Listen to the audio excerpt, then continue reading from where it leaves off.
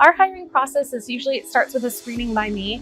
I actually tend to go really direct in the first 30-minute call because we're such a small company and we have a small budget. We haven't raised hundreds of millions of dollars in capital.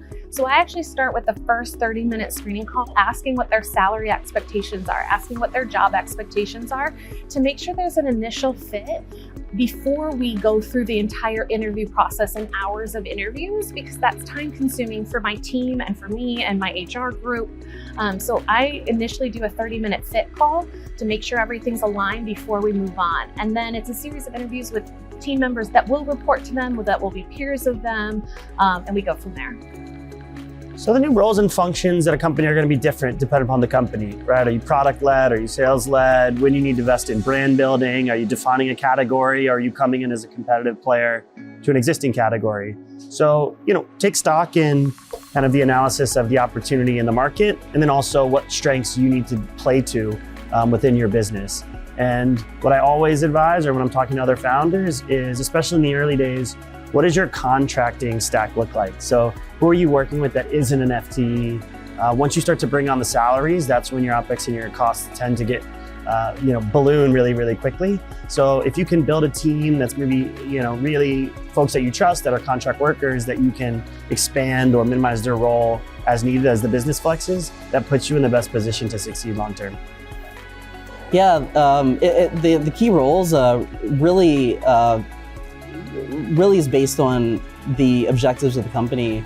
You need to think about, one, at the very top level is the mission and where the company's headed, and then the long-term goals kind of flow from that, and then you'll start to set up some shorter-term goals, and you'll understand what roles you need to go hire for in order to achieve some of those shorter-term and longer-term goals.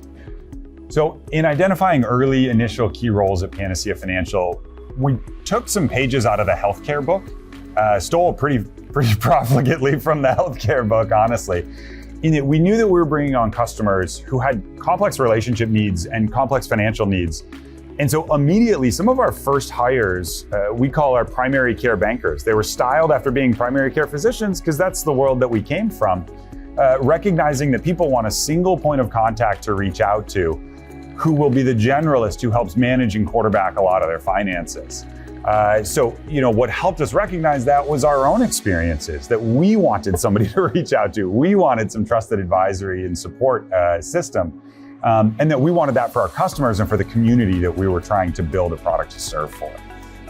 Yeah, that's interesting. I think when you start out, you need, and even way after start out, you need people who believe in the mission and the vision more. And those early starters also taking a bit of a leap of faith on you, because as a founder,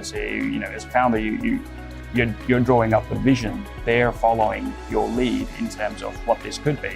So I think having people in the business that have high level of conviction towards your mission is absolutely critical for the early hires. The second thing is what I would define is Swiss Army knives. Right? So at the beginning of the start of the business, you need people who have great execution skills,